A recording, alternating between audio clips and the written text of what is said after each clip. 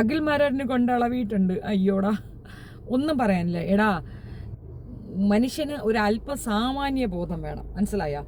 ഇപ്പോൾ അഖിൽമാരാറിനൊരു അനുഭവം ഉണ്ടാവുകയാണ്, എവിടെന്നെങ്കിലും ഒരു പ്രശ്നം ഉണ്ടാവുകയാണ്. ഉടനെ അഖിൽമാരാറിൻ്റെ പാസ്റ്റ് ഹിസ്റ്ററി എടുത്തുകൊണ്ട് വരണം. അഖിൽമാരാർ നടന്നു പോകുന്നിടയ്ക്ക് ഒരാൾ കാലേ വാരി നിലത്തങ്ങിട്ട് അടിച്ചു. അഖിൽമാരാർ ഈ സെക്രീനിയമെന്റ്, അതുകൊണ്ട് അഖിൽമാരാറിന് നീതി വേണ്ട, ആർക്കും അടിക്കാം എന്നാണോ? സ്ത്രീകൾക്കെതിരെ നടക്കുന്ന അട്രോസിറ്റിയാണ് വിഷയം. 2 പെൺമക്കളുടെ അച്ഛനായ അത്രയും സീരിയസ് ആയിട്ട് എടുക്കേണ്ട ഒരു വിഷയം. ഇതിനെ കാസ്റ്റിംഗ് കൗച്ചിനെ പറ്റി പോലും പുറം സമൂഹത്തിലേക്ക് ഒരു ഹിന്റ് കൊടുത്ത, അല്ലെങ്കിൽ അതിനെപ്പറ്റി ഒരു ഡീറ്റെയിലിംഗ് പുറത്തേക്ക് പറഞ്ഞ അഖിൽമാരാർ അറ്റൻഷൻ സീക്കിങ്ങിന് എന്ത് വായ്ത്താളമാണോ ഈ അടിക്കുന്നത്? ഒരു വായ്ത്താളം അടിക്കാൻ വേണ്ടി മാത്രമുള്ള ഒരുത്തൻ. ആരെങ്കിലും ഒരു സീറ്റ് ഈ വായി നോക്കിക്കും കൊടുക്കാമോ ദയവ് ചെയ്തിട്ട്? അവനൊരു സീറ്റിന് വേണ്ടി കരയുന്നതാണ്. ഇവൻ ഇതുപോലെ കടന്ന് തുള്ളി കുതിച്ചിട്ടാണ് ബിഗ് ബോസിലേക്ക് കയറി പറ്റിയത്. എന്നിട്ട് ബിഗ് ബോസിൽ ഇവൻ എന്താണ് കാണിച്ചത്? ശോഭയുടെ പിറകെ നടന്ന് ഇവൻ കാണിച്ച പോക്കൃത്തരത്തിന് വല്ല കണക്കും കയ്യും ഉണ്ടായിരുന്നോ? തമാശ രൂപയാണ് നമ്മളത് എടുക്കണം. ഒരു ആണെന്നുള്ള ഒരു ധാർഷ്ട്യം, ആ ഷോനിസം അവൻ ഏറ്റവും കൂടുതൽ കാണിച്ചത് ബിഗ് ബോസിലാണ്. ഇത്രയധികം പോക്കൃത്തരങ്ങൾ കാണിച്ചിട്ടൊന്നും പോരാതെ തികയാതെ ശോഭയുടെ പിറകെ നടന്ന് അവളെ പറ്റി പടുവ് മോശം പറഞ്ഞിട്ട് അതും തീരാതെ ഇപ്പൊ ഒരു കാര്യം സത്യമായി തുറന്നു പറഞ്ഞ ഒരു സ്ത്രീക്കെതിരെയാണോ ഈ ആക്രമണം? സിദ്ദിഖിനെ പോലെയുള്ള ഒരു വൃത്തികെട്ടവന്റെ മുഖം നോക്കാത്ത കാര്യം അവതരിപ്പിക്കാൻ ആ പെൺകുട്ടിക്ക് സാധിച്ച എത്ര പെൺകുട്ടികളുടെ നാവാണ് എന്നുള്ള ബോധമുണ്ടോ? ആ പെൺകുട്ടിയോട് അയാൾ അങ്ങനെ പെരുമാറിയിട്ടുണ്ടെങ്കിൽ എത്ര പെൺകുട്ടികളോട് അവൻ അങ്ങനെ പെരുമാറിയിട്ടുണ്ടാകും? ഇന്നലെ ജോമോളിനെയും അനനിയെയും കൊണ്ടുവന്നിരുത്തിയിരിക്കുകയാണ് അയാള്. 100% ഈ 2 പെൺകുട്ടികൾക്കും അനാവശ്യമായ ഒരുപാട് രീതിയിലുള്ള ആക്രമണങ്ങൾ നേരിടേണ്ടി വന്നിട്ടുണ്ടാവും. അവരുടെ നിസ്സഹായാവസ്ഥ അവരുടെ മുഖത്തിലുണ്ട്. അവർ തലകുനിച്ചിരിക്കുന്നത് ആ ഇരിപ്പിലുണ്ട് അവരുടെ നിസ്സഹായാവസ്ഥ.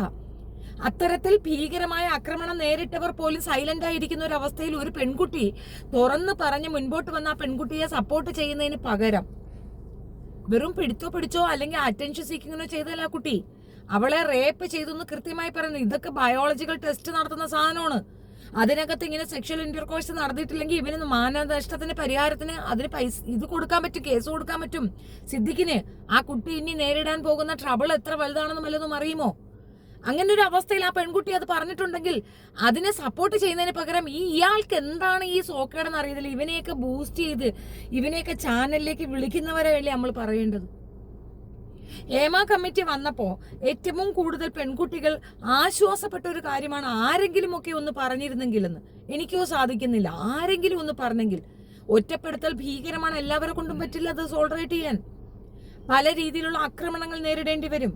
ജീവനോപാധി നിഷേധിക്കപ്പെടും, മറ്റുള്ളവരിൽ നിന്ന് അകറ്റി നിർത്തപ്പെടും, ഡിപ്രഷൻ, അതിനോടനുബന്ധിച്ച് സൂയിസൈഡ് ചെയ്യേണ്ട ഒരു അവസ്ഥ വരും. അങ്ങനെ ഒരുപാട് കാര്യങ്ങൾ ഫേസ് ചെയ്യാൻ തയ്യാറായി നിൽക്കുന്ന പെൺകുട്ടികളാണ് മുൻപോട്ട് വന്ന് ഈ കാര്യം പറയുന്നത്. ഉടനെ അവരുടെ പാസ്റ്റ് ഹിസ്റ്ററി അന്വേഷിച്ച് പോവുകയാണ് ഇയാള്. പെണ്ണുങ്ങളെ പറ്റി അങ്ങനെയൊന്നും നമുക്ക് പൂർണ്ണമായി ചിന്തിക്കാൻ പറ്റത്തില്ലെന്ന്. ആണോടെ? അത് നമുക്കറിയത്തില്ലായിരുന്നു. അങ്ങനെയാണെങ്കിൽ താങ്കളുടെ കുടുംബത്തിലെ പെൺകുട്ടികളെ പറ്റി ഇങ്ങനെ ഒരു ഹിസ്റ്ററി ഉണ്ട് എന്ന് പറഞ്ഞാൽ താങ്കളുടെ കുടുംബത്തിലെ പെൺകുട്ടികൾക്ക് ഒരു അപകടം വരുമ്പോൾ താങ്കൾ അങ്ങനെയാണോ ചിന്തിക്കുക? എൻ്റെ പെൺകുട്ടികൾ മുൻപ് ഇപ്പം കോളേജിലോ സ്കൂളിലോ പോകുന്ന പെൺകുട്ടിയെ വഴിയിലിട്ട് ഒരുത്തൻ ഉപദ്രവിക്കുന്ന അവനൊരു തല്ല് കൊടുത്തിട്ടുണ്ട്. അപ്പോൾ ആണിനെ തല്ലിയാണ് അവൾ, അതുകൊണ്ട് അവൾ പറയുന്നതിലൊന്നും കാര്യമില്ലെന്നാണോ? ഒരു വ്യവസ്ഥയില്ലാത്ത വർത്തമാനമാണെന്നല്ല എനിക്കൊന്നും പറയാനില്ല. സ്ത്രീയെ പിന്നെ നല്ലവളായി ചിത്രീകരിക്കുന്ന കാഴ്ചപ്പാടിന്, പരിശുദ്ധിയാക്കുന്ന കാഴ്ചപ്പാടിനോട് യോജിപ്പില്ലാന്ന്. ഇതേ ആരോപണം ഇതിനു മുൻപും ഇതേ കുട്ടി ഉന്നയിച്ചിട്ടുള്ളത് ഓർമ്മയിലുണ്ട്. അപ്പൊ അതായത് ഒരിക്കൽ കേട്ട ഒരു ആരോപണമായിരുന്നിട്ട് കൂടിയും വീണ്ടും ഈ ഒരു ആരോപണം ഇത്തരം സാഹചര്യത്തിൽ ഉയർന്നു വന്ന സമയത്ത് താൻ ഒരു സ്ഥാനത്തിരിക്കുന്നുണ്ടെന്നും ആ സ്ഥാനത്ത് നിന്ന് മാറി നിൽക്കുന്നതാണ് അതിന്റെ ശരിയെന്ന് തോന്നി. അദ്ദേഹം മാറുന്നു എന്നുള്ളത് തീർച്ചയായിട്ടും സ്വാഗതാർഹമായ തീരുമാനമാണ്. അതേസമയം ഇപ്പോഴത്തെ നമ്മൾ നോക്കുമ്പോൾ ഗവൺമെന്റിന്റെ ഒരു ഭാഗമായിരിക്കുന്ന സംവിധായകൻ രഞ്ജിത്ത് അതിന് തയ്യാറായില്ല, അല്ലെന്നുണ്ടെങ്കിൽ ഗവൺമെന്റ് അതിന് വേണ്ടിയിട്ട് കൃഷി ചെയ്തില്ല എന്നൊക്കെ പറയുന്നത് ദൗർഭാഗ്യകരമായ മറ്റൊരു കാരണം. പിന്നെ അതിലുപരി ഇത് ആത്യന്തികമായിട്ട് എന്തിനോട് ഉപമിക്കുന്നു ആലോചിച്ച് നോക്ക്. അപ്പൊ ഗവൺമെന്റിനെ പറയാനായിട്ട് അവനൊക്കെ ഒരു ചാൻസ് കിട്ടിയപ്പോൾ അതിനകത്ത് കുത്തി കയറുകയാണ്. ഗവൺമെന്റിനെ പറയുമ്പോൾ ഈ പറയുന്ന രഞ്ജിത്ത് ഗവൺമെന്റ് ഭാഗമായി നിൽക്കുന്നുണ്ടെങ്കിൽ ഈ പറഞ്ഞ നടി പരാതി കൊടുക്കാൻ തയ്യാറാണോ? പരാതി കൊടുക്കാൻ തയ്യാറല്ല. അവരെ കയറി പിടിച്ചിട്ടില്ല, അവരെ ബലാത്സംഗം ചെയ്തിട്ടില്ല, പെർമിഷൻ ചോദിച്ചിരിക്കുന്നു. പെർമിറ്റഡ് ആണോ? അവർ തന്നെ പറയുന്നുണ്ട് കൈകൾ വളകളിൽ കളിച്ചു. ഇത് വളകളിൽ കളിക്കുമ്പോൾ അറിയത്തില്ലേ? പിന്നെ എന്താ ചെയ്യുന്നതെന്ന് ആലോചിച്ചുകൊണ്ടിരുന്ന കൈ തട്ടി മാറ്റണമായിരുന്നു, എഴുന്നേറ്റിടണം, പൊട്ടിക്കണമായിരുന്നു. എന്തുകൊണ്ട് ചെയ്തില്ല സ്ത്രീ? അതിനുശേഷം പയ്യെ തലമുടികൾ തഴുകുന്നു. അയാൾ ചെയ്തത് ന്യായീകരിക്കുന്നില്ല. പക്ഷെ അത് ചെയ്യുമ്പോൾ ഉണ്ടാവുന്ന റിയാക്ഷൻ ഓടിപ്പോയി മുറിക്കകത്തിരിക്കുകയല്ല, അടിച്ച് പൊട്ടിക്കണം, പ്രതികരിക്കണം. മറ്റൊരു ദേശത്ത് നിന്ന് വന്ന കുട്ടിയല്ലേ, നമ്മുടെ നാട്ടുകാരി പോലും അല്ലല്ലോ. എന്തുകൊണ്ട് റിയാക്ട് ചെയ്യാൻ പറ്റുന്നില്ല? 100 എന്ന് ഡയൽ ചെയ്താൽ പോലീസ് എത്തത്തില്ലേ? ആരാണ് അയാൾ? എത്ര വലിയവനാവണമെന്ന് പറഞ്ഞിട്ട് ഒരു പെണ്ണ് വാട്ടാൻ ചാടി എന്ന് പ്രതികരിച്ചു കഴിഞ്ഞാൽ എന്താ ഇവിടെ നടക്കുന്നത് നിങ്ങൾക്ക് അറിയത്തില്ലയോ? എന്തുകൊണ്ട് ആ പെണ്ണ് ഇത് വന്നിട്ടില്ല?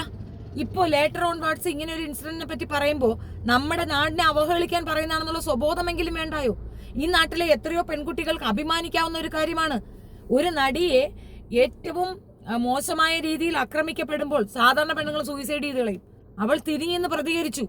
വൻപന്മാരെയാണ്, 15 അംഗ ഗുണ്ടാ സംഘത്തിലെ ഒരുത്തനെയാണ് അവൾ ആക്രമിക്കുന്നതെന്ന പൂർണ്ണ ബോധ്യമുണ്ട്. താൻ ഒന്നുമല്ല എന്നൊരു തോന്നൽ പോലും ഇല്ലാതെ, ഞാനൊരു സ്ത്രീയാണ്, എനിക്ക് അവകാശങ്ങളുണ്ട്, എന്റെ അവകാശങ്ങൾ നിഷേധിക്കപ്പെട്ടു, എന്നെ പീഡിപ്പിച്ചു എന്ന് പറഞ്ഞ് ഇന്നും പൾസർ അകത്താണ്. അവൾ ചെയ്തതിന്റെ ഏറ്റവും നല്ലൊരു കാര്യമല്ലേ അത്? അതിന്റെ ആഫ്റ്റർ എഫക്റ്റ് അല്ലേ WCC? അതിന്റെ ആഫ്റ്റർ എഫക്റ്റ് അല്ലേ ഹേമ കമ്മീഷൻ? അത് അപ്രീഷിയേറ്റ് ചെയ്യേണ്ട ഒരു കാര്യമല്ലേ? ഇപ്പോഴും ഞാൻ പെൺകുട്ടികളോട് പറയുന്ന ഒരു കാര്യമാണ്, നിങ്ങൾ ശക്തരാണ്. നിങ്ങൾക്ക് അറിയാത്ത ഒരേ ഒരു കാര്യം, നിങ്ങളുടെ ശക്തി നിങ്ങൾക്കറിയില്ല എന്നുള്ളതാണ്. നിങ്ങൾക്കറിയില്ല നിങ്ങൾ ശക്തരാണെന്ന്. നിങ്ങളെ കൊണ്ട് സാധിക്കുന്നത് വേറെ ആരെ കൊണ്ടും കാണിക്കത്തില്ല. മെയിൽ ഷോവോനിസം കൊണ്ട് അടിച്ചമർത്തപ്പെട്ട പെൺകുട്ടികളാണ് മുന്നോട്ട് വരേണ്ടത്. പ്രതികരിക്കേണ്ടത് സ്ത്രീകളാണ്. നിങ്ങൾ കൊണ്ട് സാധിക്കും. ഇട്ടിട്ട് പോയ കുട്ടികളെ നോക്കാൻ ഇവന്മാർക്ക് ആളെ തേടേണ്ടി വരും. നമുക്ക് അതുപോലും വേണ്ട. സ്ത്രീകൾ എത്ര ശക്തിയാണെന്ന് സ്ത്രീകൾക്ക് മനസ്സിലാകാത്തിടത്തോളം ഈ പീഡനങ്ങളും ഈ ആക്രമണങ്ങളും ഇവിടെ തുടർക്കഥയായിരിക്കും. സ്ത്രീകൾ പ്രതികരിക്കണം. പ്രതികരണ ശേഷി നഷ്ടപ്പെട്ട ജനതയാണ് ഏറ്റവും വലിയ അപജയം. സ്ത്രീകൾക്ക് സംരക്ഷണം കൊടുക്കണം, സ്ത്രീ സമൂഹത്തിന് വേണ്ടിയിട്ട് വാദിക്കണം എന്ന് പറയുന്നതിനോടൊപ്പം തന്നെ ഈ സംരക്ഷണവും ഈ നിയമവും ഒക്കെ ഒരു വലിയ വരുന്ന ഒരു പുരുഷന് എതിരെയുള്ള ഒരു ആക്രമണത്തിന്റെ പിന്നിൽ ഉപയോഗിക്കപ്പെടുന്ന ഒന്നായി മാറുന്നുണ്ടോ എന്നൊരു സംശയം ഉയർന്നു വരുന്നുണ്ട്. കാരണം രണ്ടുപേരും മനുഷ്യരല്ലേ, ആണായാലും പെണ്ണായാലും മനുഷ്യരല്ലേ. അപ്പം ഈ ഉയർന്നു വരുന്ന ആരോപണങ്ങൾ എല്ലാം പുരുഷന്റെ കജ്ജത്തേക്ക് മാത്രം കൊണ്ട് കയറ്റുകയും സ്ത്രീ അങ്ങ് പരിശുദ്ധിയായി ബസ്സിലോ കാറിലോ പോട്ടെ, ലിഫ്റ്റിലേക്ക് കയറുമ്പോൾ തന്റെ സുനായിലേക്ക് ഒരു പെണ്ണ് കയറി പിടിച്ചിട്ട് വരുന്നോന്ന് ചോദിച്ചാൽ തനിക്കുണ്ടാവുന്ന ഫീലിംഗ് എന്താണോ? തനിക്ക് ഉടനെ തോന്നുമായിരിക്കും. വേറെ സാധാരണ മര്യാദയ്ക്ക് ജീവിക്കുന്ന ഒരാണിന് ഭയങ്കരമായ ഇറിറ്റേഷനോ അറപ്പും വെറുപ്പും പുച്ഛവും തോന്നും. ഇതേ തോന്നൽ തന്നെയാണ് പിടിച്ച് പെണ്ണുങ്ങൾക്കും തോന്നുക. പ്രത്യേകിച്ചൊന്നുമില്ല. ലിംഗപ്രദർശനം, അത് പെണ്ണിനെ കണ്ട ഉടനെ അവളെ അങ്ങോട്ട് കയറി ചെയ്യണമെന്നൊരു തോന്നൽ. ഇത്തരത്തിലുള്ള തോന്നൽ പെണ്ണുങ്ങൾക്ക് തോന്നില്ലല്ലോടോ. അതെന്താ? ആണും പെണ്ണും ഒരുപോലെയാണ് ചിന്തിക്കുന്നെങ്കിൽ പെണ്ണുങ്ങൾക്ക് എന്താടോ തോന്നാത്തെ? പെണ്ണിനത് തോന്നുന്നില്ല. എന്തുകൊണ്ടെന്ന് മനസ്സിലായില്ലേ? അതൊരു സഹജീവിയാണ്. അയാൾക്ക് പെർമിഷൻ ഉണ്ടെങ്കിൽ അതിനായിരിക്കും മാധുര്യം. അല്ലാതെ അടിച്ചു കയറി എങ്ങനെയും വെള്ളം കളഞ്ഞാൽ മതി എന്നൊരു ചിന്താഗതി പെണ്ണിനില്ല. അതുകൊണ്ടാണ് പെണ്ണിനെ വ്യത്യസ്തപ്പെടുത്തി വെച്ചിരിക്കുന്നത്. അവർ സഹിക്കുന്നതിന് പരിധിയുണ്ട്. അവരുടെ ശരീരഘടന അതാണ്. അത് മാതൃത്വമാണ്. അത് ചിന്തിക്കുന്നില്ലല്ലോ. അവിടെ കാണുന്നത് മറ്റൊന്നല്ലേ? എല്ലാവന്മാർക്കും അതല്ലേ കാണുന്നത്. അതുകൊണ്ടല്ലേ വെട്ടി കയ്യിലേക്ക് തരുന്ന, വെച്ചു തിന്നടാ നീയൊക്കെ. തള്ളിച്ച വന്നാ ഉടനെ അത് കണ്ട ഉടനെ നിനക്കൊക്കെ വേറെന്തെങ്കിലും തോന്നെങ്കിൽ വെട്ടി കയ്യിലേക്ക് തരികയാണ്. തിന്നോ നീയൊക്കെ? പെണ്ണെന്താണെന്ന് മനസ്സിലാവുന്നില്ല. രണ്ട് മനുഷ്യരല്ലേ ഇന്ന്? ആണോ? എന്നാ ഞങ്ങളെ മര്യാദയ്ക്ക് ജീവിക്കാൻ അനുവദിക്കൂ നിങ്ങൾ. പുരുഷന്മാരായതുകൊണ്ടാണല്ലോ പ്രതിസ്ഥാനത്ത് വരുന്നത്. മനഃപൂർവ്വമായി ആരെങ്കിലും വന്ന് കരിവാരി തേക്കാമെന്ന് വിചാരിച്ചിട്ടല്ലല്ലോ ഇത്രത്തോളം സെൻസിറ്റീവായ വിഷയങ്ങളിൽ സ്ത്രീകൾ രംഗത്ത് വന്ന് പ്രതികരിക്കുന്നത്. ആക്രമണങ്ങൾ ചെയ്യുന്നതെല്ലാം പുരുഷന്മാരാണെന്ന് പരാതിപ്പെടാത്തിടത്തോളം കാലമാണ്. ഒരു പുരുഷൻ വന്ന് പരാതിപ്പെടുമ്പോൾ അറിയാം സ്ത്രീ ആക്രമിക്കുന്നുണ്ടോ, ഏത് രീതിയിൽ ആക്രമിക്കുന്നത്. ശാരീരികമായിട്ട് മാത്രമല്ലല്ലോ ഒരു പുരുഷനെ തകർക്കാൻ കഴിയുന്നത്. മാനസികമായിട്ട് എത്രയോ സ്ത്രീകൾ ഈ കേരളത്തിലും അല്ലെങ്കിൽ ലോകത്തിന്റെ എത്രയോ കോണുകളിലായിട്ട് എത്രയോ പുരുഷന്മാരെ തകർത്തിരുന്നു. അതുകൊണ്ട് ഈ ശാരീരികമായിട്ട് പുരുഷൻ കരുത്തനാണ് എന്നുള്ള ഒറ്റ കാരണം എടുത്തു വെച്ച് അങ്ങനെ സംസാരിക്കുന്നത് ശരിയല്ല. പിന്നെ അത് നീ നല്ല പെണ്ണുങ്ങളെ കാണാത്തോണ്ടാണാക്കില്ലേ? ശാരീരികമായ പെണ്ണുങ്ങൾ ശക്തമാണോ അല്ലയോ എന്ന് നീ നല്ല പെണ്ണുങ്ങളെ കാണാത്തോണ്ടാ. വീട്ടിലിരിക്കുന്ന അടിമയെ വെച്ചിട്ട് നീ അങ്ങനെ അളക്കരുത്. ശാരീരികമായി ശക്തയാണോ അല്ലയോ എന്ന് നീ നല്ല പെണ്ണുങ്ങളോടൊന്ന് എതിർത്ത് നോക്കുക. അപ്പം മനസ്സിലാകും ശക്തയാണോ അല്ലയോ എന്ന്. അടിച്ച് നിന്റെ പല്ല് കൊഴിക്കാൻ ആളില്ലാത്തത് കൊണ്ടാണ് ഇത്തരത്തിലുള്ള സ്റ്റേറ്റ്മെന്റ് പോലും നീ പറയുന്നത്. ഇവനെയൊക്കെ വിളിച്ചെടുത്ത് ചോദ്യം ചോദിക്കുന്നത് കേൾക്കുമ്പോഴാണ് കലി വരുന്നത്. വിഷയങ്ങൾ നമ്മൾ നോക്കി കാണുമ്പോഴത്തേക്കും ഇപ്പോൾ ഹേമ കമ്മീഷനിൽ റിപ്പോർട്ട് കൊടുത്തിട്ടുള്ള ആൾക്കാരും അല്ലെങ്കിൽ ഹേമ കമ്മീഷന്റെ റിപ്പോർട്ട് നമ്മൾ പരിശോധിച്ചു കഴിഞ്ഞാൽ യഥാർത്ഥത്തിൽ ഏത് കാലഘട്ടത്തിലെ പരാതി ഇപ്പം നമ്മുടെ മുന്നിലേക്ക് പുറത്തു വരുന്നത് മുഴുവൻ ഒരു 15 വർഷങ്ങൾക്ക് മുൻപോ അല്ലെങ്കിൽ ഒരുപാട് കാലങ്ങൾക്ക് മുമ്പോ പലരും പറഞ്ഞിട്ടുള്ള പല പരാതികളുമാണ്. അപ്പം അത് കഴിഞ്ഞ ഒരു കാലഘട്ടത്തിലെ പ്രശ്നങ്ങളാണെന്ന് നമുക്ക് മുത്തശ്ശി കഥകൾ പറയുന്ന പോലെ ഒന്ന് പറയാം. പക്ഷെ അതിന്റെ പ്രതിസ്ഥാനത്തുള്ള പല ആൾക്കാരും ഇപ്പോഴും സിനിമയിൽ വളരെ പ്രബലരായി നിൽക്കുന്ന ആളുകളാണ്. ഈ സംഘടനയുടെ തലപ്പത്ത് ഒരു പക്ഷേ അല്ലെങ്കിൽ നേതൃത്വത്തിലൊക്കെ ഉള്ള ആളുകളാകാം. അത്യാവശ്യ പൊസിഷന് വേണ്ടിയിട്ട് വായ്ത്താളം അടിക്കുന്ന ഇവനെയാണ് അറസ്റ്റ് ചെയ്യേണ്ടത്. ഇതിനെതിരെ പ്രതികരിക്കുന്ന ഇതുപോലെ വായ്ത്താളം അടിക്കുന്നവന്മാരെ അറസ്റ്റ് ചെയ്യണം. കാരണം പൊതുസമൂഹത്തിൽ പെൺകുട്ടികൾ മുൻപോട്ട് വന്ന് പറയാൻ ആഗ്രഹിക്കുന്ന കാര്യങ്ങൾ പോലും വിലക്ക് ചെയ്യപ്പെടും ഇത്തരം ഇതുകൊണ്ട്. അതായത് അവന്റെ മുത്തശ്ശൻ ഒരു പെണ്ണിനെ ബലാത്സംഗം ചെയ്തതിന് മുത്തശ്ശന്റെ കാലഘട്ടത്തിലുള്ളതല്ലേ എന്ന് പറഞ്ഞു കഴിഞ്ഞാൽ അത് മതിയാവുമോ? മുത്തശ്ശൻ ഇപ്പോഴും ജീവിച്ചിരിക്കുന്നുണ്ടെങ്കിൽ ബലാത്സംഗം തന്നെയല്ലേ? സ്ത്രീകളെ അവഹേളിച്ചതും അപമാനിച്ചതും അപമാനം തന്നെയല്ലേ? സ്വന്തം വീട്ടിലെ പെണ്ണുങ്ങൾക്ക് വന്നാലേ പറ്റുള്ളൂ. വായ്ത്താളം അടിക്കുന്നവൻ മുൻപ് പറഞ്ഞു, ശോഭയെ പോലുള്ള പെണ്ണുങ്ങൾ കാസ്റ്റിംഗ് കൗച്ചിന് ഇരയാക്കപ്പെട്ട പെണ്ണുങ്ങളാണ്. തിരിച്ച് ചോദ്യം ചോദിച്ചു, വീട്ടിലിരിക്കുന്ന പെണ്ണ് അങ്ങനെയാണോ, നിനക്ക് അങ്ങനെയാണോ അവിടെ അവസരം കിട്ടിയെന്ന് ചോദിച്ചപ്പോൾ വായടഞ്ഞു.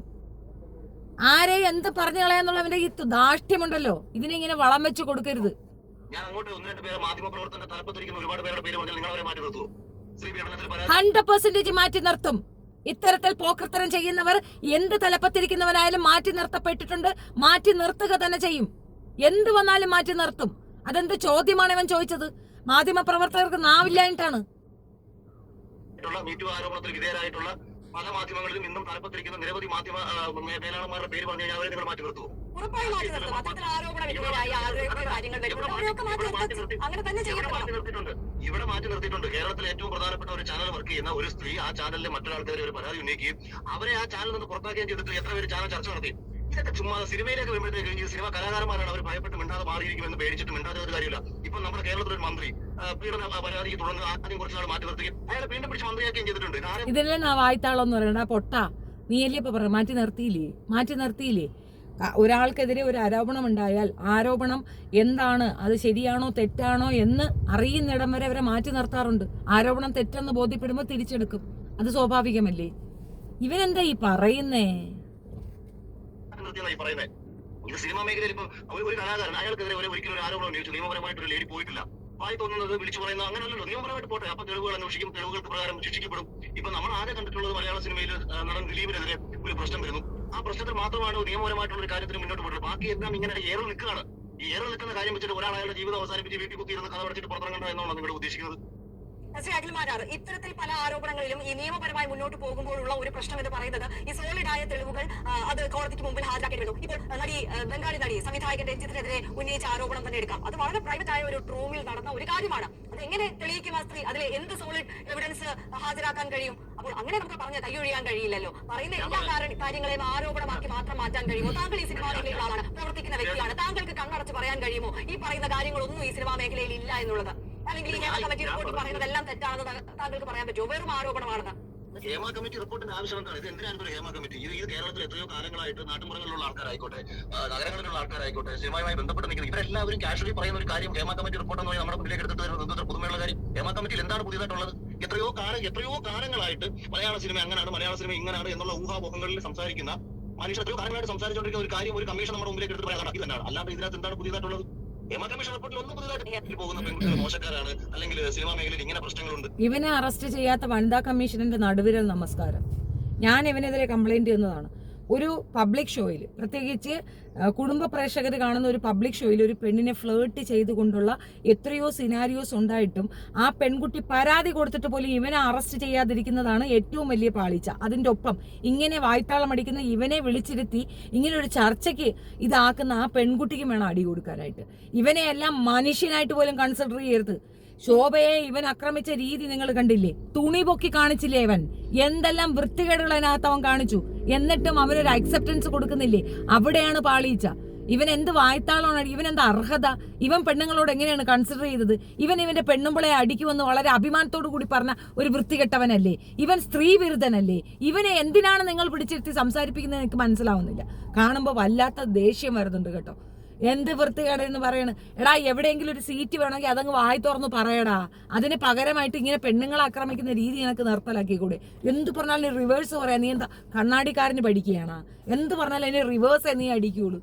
ഇനി പെണ്ണുങ്ങളുടെ ഹിസ്റ്ററിയും മറ്റും മറിച്ചതും ഒക്കെ എടുത്തുകൊണ്ട് വരുന്നവന്മാരുടെ അടുത്ത് എനിക്കൊന്നേ പറയാനുള്ളൂ, മര്യാദയ്ക്കാണെങ്കിൽ മര്യാദ, അല്ലാന്നുണ്ടെങ്കിൽ ഏത് സൗഹൃദമായാലും അതങ്ങ് കട്ട് ഓഫ് ചെയ്യും. കാരണം ഇതൊരു സീരിയസ് ഇഷ്യൂ ആണ്. എത്രയോ കാലങ്ങളായി എത്രയോ പെൺകുട്ടികൾ അനുഭവിക്കുന്ന ഇത് ലൈറ്റനായിട്ട് എടുത്തിരുന്ന ഒരു സീരിയസ് സാധനമാണ്. പണ്ട് ബസ്സുകളിൽ കയറുമ്പോൾ ഇതുപോലത്തെ അനുഭവങ്ങൾ പലർക്കും ഉണ്ടായിരുന്നു. അന്നൊന്നും പെണ്ണുങ്ങൾ പ്രതികരിക്കില്ല. പ്രതികരിച്ചാലും അതിനകത്തിരിക്കുന്ന പെണ്ണുങ്ങൾ തന്നെ പറയാം, ക്ഷമിച്ചു കളഞ്ഞൂടെ മോളെ, ഇതിനൊക്കെ എന്തിനാ പോകുന്നതെന്ന് ചോദിക്കും. തുടർക്കഥയാണ്. ഒരിക്കലും ആണിനെ കുറ്റം പറഞ്ഞ് ഞങ്ങൾ കണ്ടിട്ടില്ല. ഞാനും ഒക്കെ ഒരുപാട് അനുഭവിച്ചിട്ടുണ്ട്. അപ്പോഴൊന്നും ആണിനെ കുറ്റം പറയുന്നില്ല. നിനക്ക് മിണ്ടാതിരുന്നൂടെ, കാണാതിരുന്നൂടെ എന്ന് വെച്ചാൽ ഇരുന്നു കൊടുക്കണം. അവൻ പിടിക്കുമ്പോൾ, തടവുമ്പോൾ, ഞെക്കുമ്പോ, വിരൽ കയറ്റുമ്പോ ഒക്കെ നമ്മൾ ഇരുന്നു കൊടുക്കണം. കാണാതിരിക്കണം, മനസ്സിലാക്കാതിരിക്കണം. എന്തിനെന്നറിയാമോ? പൊതുസമൂഹത്തിൽ നമ്മുടെ പേര് ചീത്തയാക്കപ്പെടാതിരിക്കാൻ. വായാടി, തൻ്റെടി എന്ന പേര് പെണ്ണിന് പാടില്ല. പെണ്ണ് എന്ന് പറഞ്ഞാൽ ഒതുങ്ങുക, അടങ്ങുക, അടക്കം, ഒതുക്കം, ഇതൊക്കെയാണ് പെണ്ണിന് കൊടുത്തിരിക്കുന്ന ലേബലുകൾ. എന്ത് തോന്നിവാസവും പറയാൻ നമ്മൾ കേട്ടുകൊണ്ടിരിക്കുക. നമ്മൾ വ്യക്തിയായി പോലും അവർ പരിഗണിക്കുന്നില്ല.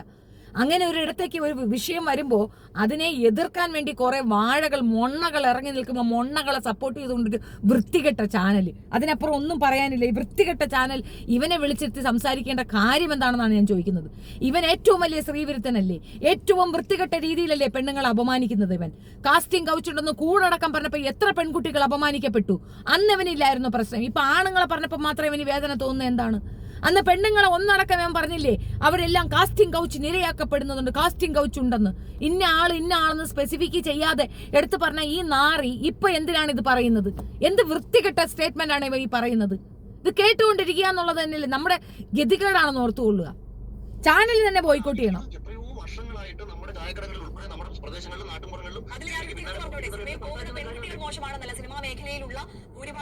അവന്റെ വീടുകളിലും അവന്റെ വീട്ടിന്റെ അപ്പുറത്തും അവന്റെ കുടുംബത്തിലും അവന്റെ ചായക്കടയിലും ഒക്കെ നടക്കുന്ന കാര്യങ്ങൾ നമ്മൾ പറയുന്നത് എന്തിനാണ് അവൻ ചോദിക്കുന്നത്? അങ്ങ് അനുഭവിച്ചോ എന്നാണ് അവൻ പറയുന്നത്. മനസ്സിലായില്ലേ? കഷ്ടമെന്നല്ലാതെ എന്താ പറയുക? എന്താണ്? 2 പെൺകുട്ടികളുടെ അച്ഛനാണ്. നാളെ ആ കുഞ്ഞുങ്ങൾക്ക് ഇത് സംഭവിക്കാം. ആ മക്കൾക്ക് എന്ത് റോൾ മോഡലാണ് ഇവൻ കൊടുക്കുന്നത്? ആ കുട്ടികൾക്ക് വേണ്ടി ഇവൻ എന്താണ് പറഞ്ഞു കൊടുക്കുന്നത്? ആ കുഞ്ഞുങ്ങൾക്ക് ഇതിന്റെ അപ്പുറം വരില്ലേ? ഈ അച്ഛന്റെ മക്കൾക്ക് സിനിമയിൽ അഭിനയിക്കണമെന്ന് പറയുമ്പം ഇതേ ഒരു അനുഭവം ആ കുഞ്ഞുങ്ങൾക്ക് ഉണ്ടായുള്ള അവസ്ഥയൊന്ന് ആലോചിച്ച് വെക്കോ. എത്ര മുതിർന്നാലും നമ്മളുടെ കുഞ്ഞുങ്ങൾ നമ്മുടെ കുഞ്ഞുങ്ങളല്ലേ? അവർക്ക് ഇങ്ങനെ ഒരു അനുഭവം ഉണ്ടായാൽ ഉണ്ടാക്കുന്ന വേദന ഒന്ന് ഓർത്തു നോക്കൂ. എത്ര ഭീകരവും ഭയാനകവുമാണത്. അതെന്താ? രാഷ്ട്രീയം തിരിച്ചാണോ സ്ത്രീയെ കാൽക്കുലേറ്റ് ചെയ്യണത്? ഒരു രാഷ്ട്രീയത്തിലുള്ള ഒരു പെണ്ണിന് അപമാനം വന്നാൽ അത് ഇവന് വലിയ ഹൈലൈറ്റാ, ബാക്കിയുള്ളവർക്ക് പറ്റത്തില്ലെന്ന്. എടോ, പരാതി ഇല്ലാത്തത് കൊണ്ട് കേസ് എടുക്കുന്നില്ല എന്നത് സത്യമാണ്. പക്ഷെ അങ്ങനെ അല്ലാതെ എടുക്കാം. ഇത് പോക്സോ കേസിനെ പറ്റുള്ളൂ. അതായത് ചെറിയ മക്കൾക്ക് ഇങ്ങനെ ഉണ്ടായിക്കഴിഞ്ഞാൽ സ്വമേധയാ പരാതി എടുക്കാൻ പറ്റും. അല്ലെങ്കിൽ വനിതാ കമ്മീഷൻ എടുത്ത് റെക്കമെൻഡ് ചെയ്താൽ മാത്രമേ സർക്കാരിന് അത് എടുക്കാൻ നിയമമുള്ളൂ. ഇവിടുത്തെ വനിതാ കമ്മീഷൻ എന്ന് പറയുന്നത് നിഷ്ക്രിയമാണ്, ഒന്നിനും കൊള്ളാത്തതാണ്. അതുകൊണ്ടാണല്ലോ ഇവനെതിരെ ഞാൻ കൊടുത്ത കേസ് പോലും അറ്റൻഡ് ചെയ്യാതെ വിട്ടുകളഞ്ഞത്. അവനെ വിളിച്ച് മാപ്പ് അങ്ങോട്ട് പറഞ്ഞു. മാപ്പ് പറഞ്ഞപ്പോൾ ശോഭയുടെ അപമാനം തീർന്നു. ശോഭ നേരിട്ട് കേസ് കൊടുത്തു. അപ്പോഴും എന്ത് സംഭവിച്ചു എന്ന് എനിക്കറിയില്ല. മോശമാണ് എന്നുള്ളതാണ് ഹേമ കമ്മിറ്റി റിപ്പോർട്ടിലുള്ളത്. സിനിമ മേഖലയിൽ ഭൂരിഭാഗം പുരുഷന്മാരും മോശമാരെന്ന് പറഞ്ഞാൽ സിനിമ മേഖലയിൽ ഇപ്പൊ ഈ ഇത്രയും മോശക്കാരായിട്ടുള്ള ആളുകളോട് എങ്ങനെയാണ് ഇന്നും മലയാള സിനിമയിൽ 10,000-ഓളം ആൾക്കാർ വർക്ക് ചെയ്യുന്ന മേഖലയാണ് മലയാള സിനിമ. ഇത് ആര് ഇത്രയും പേര്? നിന്റെ കുഞ്ഞപ്പൻ ആരത് ഇതുവരെ നിനക്ക് മനസ്സിലായില്ല. സിദ്ദിഖ് രാജിവെച്ച്, രഞ്ജിത്ത് രാജിവെച്ച്, ആരി എന്റെ കുഞ്ഞപ്പന്റെ കൊച്ചാപ്പിളയുടെ പുയ്യാപ്പിളയുടെ മറ്റവൻ. ശിവന് കൺട്രോൾ കിട്ടുന്നില്ലല്ലോ. ഒരു മേഖലയിൽ എത്ര പേര് ശതമാനക്കണക്കിൽ എടുക്കും? അതാണ് ഞാൻ പറഞ്ഞത്. എത്രയോ മാധ്യമ പ്രവർത്തകർ പീഡന കേസിൽ പുറത്തു വന്നേക്കുന്നു. അതുകൊണ്ട് ഞാനെന്ന് പറയുകയാണ്, മലയാളം ഈ മാധ്യമ പ്രവർത്തന രംഗത്ത് നിൽക്കുന്ന പെൺകുട്ടികളെല്ലാം സാഹിത്യം കഷ്ടപ്പെട്ട് കടന്നു കൊടുത്തിട്ട് വേണമെന്ന് ഞാനും ഇടുന്നത് വായി തോന്നുന്നത് വിളിച്ചു പറഞ്ഞാൽ എങ്ങനെ നിങ്ങൾക്ക് ഫീൽ ചെയ്യും? അപ്പൊ നിങ്ങളൊപ്പം പ്രവർത്തിക്കുന്ന പുരുഷന്മാർക്ക് എങ്ങനെ ഫീൽ ചെയ്യും? എത്രയോ കേസുകൾ മാധ്യമ പ്രവർത്തകരെ വന്നേക്കുന്നു, എത്രയോ കേസുകൾ രാഷ്ട്രീയ പ്രവർത്തകരെ വന്നേക്കുന്നു. ആർക്കും ഒരു ഫീലിംഗ് ഉണ്ടാവില്ല. സത്യം അതൊക്കെ തന്നെയാണ്. 90% അങ്ങനെ തന്നെയാണ്. അത് മാധ്യമ പ്രവർത്തനമെന്നല്ല, സിനിമാ മേഖലയെന്നല്ല, എവരിവേർ ഇതുണ്ട് തന്നെയാണ്. പ്രതികരിക്കുന്ന പെണ്ണുങ്ങൾ തന്റെടിയും നിഷേധിയും ഒറ്റപ്പെടുത്തപ്പെടുകയാണ് ചെയ്യുന്നത്. 100% ഇത് തന്നെയാണ് നടക്കുന്നത്. അതിലിപ്പോ എന്തത്ര ഇത് പറയാൻ, വായ്ത്താളം അടിക്കാൻ എഴിച്ചു പോടാ. എത്രയോ കേസുകൾ വ്യവസായികൾക്കെതിരെ വന്നേക്കുന്നു. അപ്പൊ ഇങ്ങനെ അടച്ചാക്ഷേപിച്ച് കൊണ്ടുപോകുന്നതല്ലാതെ ശരി, ഇതിനകത്ത് പ്രശ്നങ്ങൾ ഉണ്ടെന്നുണ്ടെങ്കിൽ ആ പ്രശ്നങ്ങൾക്കെതിരെയാണ് നമ്മൾ സൊല്യൂഷൻ കണ്ടെത്തേണ്ടത്. അല്ലാതെ ഇപ്പൊ 1000 പേർ വർക്ക് ചെയ്യുന്ന, ഞാനൊരു ചുമ്മാ എണ്ണം പറയാം, 1000 പേർ വർക്ക് ചെയ്യുന്ന മേഖലയിൽ ഒരു 10, 15, 20 കേസുകൾ ഇത്തരത്തിൽ ഉണ്ടായിട്ടുണ്ടെന്നുണ്ടെങ്കിൽ തീർച്ചയായിട്ടും നമ്മൾ അതിനെതിരെ നടപടിയെടുക്കണം. അപ്പൊ നമുക്ക് അതിനെതിരെ നടപടിയെടുക്കണമെങ്കിൽ നമ്മളതിനെ പ്യൂരിറ്റി. പൊട്ടത്തരം പറയുന്നതിനൊരു കണക്കുണ്ട്. ബോധമില്ലെങ്കിൽ ഞാനത് കൃത്യമായി പറഞ്ഞുതരാം. 1000 പേര് വർക്ക് ചെയ്യുന്നിടത്ത് അതിന്റെ ഏതെങ്കിലും ഒരു അധികാരി മോശമായി പ്രവർത്തിച്ചാൽ അവിടെ 90 വേണ്ട ഒരു 5 ആണുങ്ങൾ തന്നെ ഉണ്ടെങ്കിൽ ഈ 5 ആണുങ്ങൾ വിചാരിച്ച് അവനെ ഒതുക്കാൻ പറ്റും. അതേസമയം അവനിത് ചെയ്യുന്നുണ്ടെന്ന് മനസ്സിലാക്കിയിട്ടും അതിനെതിരെ പ്രതികരിക്കാതിരിക്കുന്ന ഈ 5 ആണുങ്ങളും അവന് തുല്യമായ ക്രിമിനലുകളാണ്. തെറ്റ് കാണുകയും റേപ്പ് കാണുകയും ഇതുപോലെ മോശപ്പെട്ട പ്രവർത്തികൾ കാണുകയും ചെയ്യുമ്പോൾ അതിനെതിരെ പ്രതികരിക്കാതിരിക്കുന്നത് ആ ക്രിമിനലോളം വലിയ ഭീകരമായ തെറ്റാണ്. ഇപ്പോൾ നമ്മൾ ഒരു ഓട്ടോറിക്ഷ സ്റ്റാൻഡിലേക്ക് പോകും, ഞാനത് അവരെ സല്യൂട്ട് ചെയ്യും. അവിടെ ഇറങ്ങി നിന്നാ ഇന്ന ആള് നമ്മളെ മോശം പറയണത് അവിടെ ഉള്ള സർവ്വ ഓട്ടോറിക്ഷ തൊഴിലാളികളും ഇറങ്ങും, അടിച്ച് പൊട്ടിച്ചങ്ങ് വിട്ടുകൊടുക്കും. അവർക്കെന്ത് കാര്യം? അവരുടെ കുഞ്ഞമ്മയുടെ മോളാ ഞാൻ. എന്തിനു ചെയ്യുന്നു? അതാണ് പ്രതികരണം. അങ്ങനെ പ്രതികരിക്കുമ്പോഴാണ് ആ സ്റ്റാൻഡ് ഭാഗത്തേക്ക് ഒരുത്തൻ നിന്നുകൊണ്ട് വൃത്തികേട് പറയാത്തത്. ഓട്ടോറിക്ഷ സ്റ്റാൻഡിൽ നിൽക്കുന്ന ഒരു ഏരിയയിൽ ഒരു ക്രിമിനൽ ആക്ടിവിറ്റി നടക്കത്തില്ല. അവന്മാര് പ്രതികരിക്കും. യൂണിറ്റിയാണ്, അത് അജ്ഞാറ്റമാണ്. ഇറങ്ങി നിന്ന് അടിച്ചു കൊടുക്കുവന്മാര്. എന്തുകൊണ്ടാണ്? അങ്ങനെ വേണം, അങ്ങനെ ചെയ്യാനാണ് പറയണത്. അല്ലാണ്ട് ഒരുത്തൻ തെറ്റ് ചെയ്തതിന് ഞങ്ങൾ 1000 പേരെ പറയല്ലേ എന്നല്ലടാ ന്യായം പറയുന്നത്. അതാണ് ബോധമില്ലായ്മെന്ന്. നീ പൊതുപ്രവർത്തകനുമല്ല, നിനക്കൊരു രാഷ്ട്രീയം അറിഞ്ഞൂടാ, നിനക്കൊരു പൊതുബോധവും ഇല്ല, എന്ത് തേങ്ങയാണ് പറയണേന്നൊരു ഇതുമില്ല, അങ്ങ് താളമടിക്കുകയാണ്. താളം, വായ്ത്താളത്തിന്റെ ഉസ്താദാണ് അഖിലണ്ണൻ. അത്രയേ ഉള്ളൂ. കേട്ടപ്പോൾ പറയണമെന്ന് തോന്നി, കുറച്ചുകൂടെ ഉളുപ്പ് കാണിയിടേ.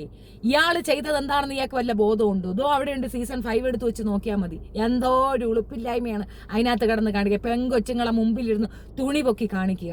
എത്ര വൾഗർ സ്റ്റേറ്റ്മെന്റ് ആണ് ശോഭയ്ക്കെതിരെ താൻ പറഞ്ഞത്. ബിസിനസ് ചെയ്യണമെങ്കിൽ പല കോംപ്രമൈസും ചെയ്യണം, അത് താൻ ചെയ്യുന്നുണ്ടെന്ന് മുഖത്ത് നോക്കി, ആ സ്ത്രീയുടെ മുഖത്ത് നോക്കി താൻ പറഞ്ഞില്ലേ? എന്തുമാത്രം വൃത്തികേടാണ് ശോഭയെ പറ്റി താൻ പുറത്തേക്ക് ഇറങ്ങി പറഞ്ഞിട്ടുള്ളത്. കാസ്റ്റിംഗ് കൗച്ച്, അത് ഇത്, അവർക്ക് ഒരുപാട് പേരുമായിട്ട് ഫേവർ ഉണ്ട്, ആന ചേന എന്തെല്ലാം നീ ആ പെണ്ണിനെ പറ്റി പറഞ്ഞു.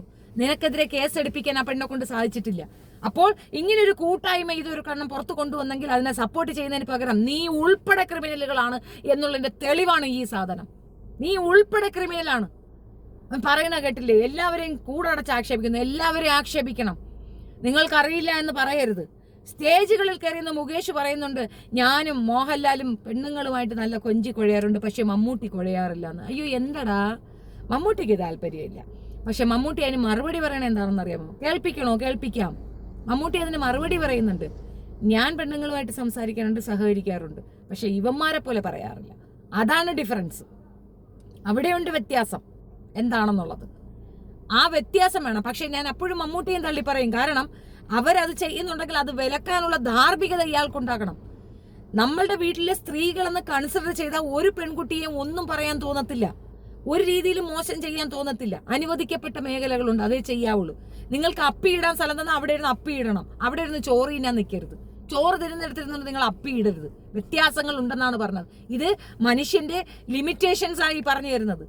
നിങ്ങൾ ചോറ് തിരുന്നെടുത്തിരുന്ന് അപ്പിയിടുവോ? ഇടുമോ? അങ്ങനെയായിരിക്കും നിങ്ങൾക്ക് അതാണ് ശീലം. അതുകൊണ്ടാണ് അമ്മയുടെ പ്രായമുള്ള സ്ത്രീയെ കണ്ടാൽ നിങ്ങൾക്ക് ചെയ്യണമെന്നും മകളുടെ പ്രായമുള്ളതിനെ കണ്ടാലും ചെയ്യണമെന്നൊക്കെ തോന്നുന്നത്. നിരന്തരമായി സ്ത്രീകൾക്കെതിരെ സ്റ്റേറ്റ്മെന്റ് പറയുന്നവന്മാരെ വിട്ടുവെക്കുന്ന ഒരു രീതിയുണ്ട് നമ്മുടെ സമൂഹത്തിന്. ഇന്ത്യ ഒന്നടങ്കം, അതായത് ഇന്ത്യയിലെ ഓരോ സംസ്ഥാനത്തിനും ഏറ്റവും നല്ല ഒരു മാതൃക തുറന്നു കാണിച്ചു കൊടുത്തിരിക്കുകയാണ് കേരളത്തിലെ പെൺകുട്ടികൾ.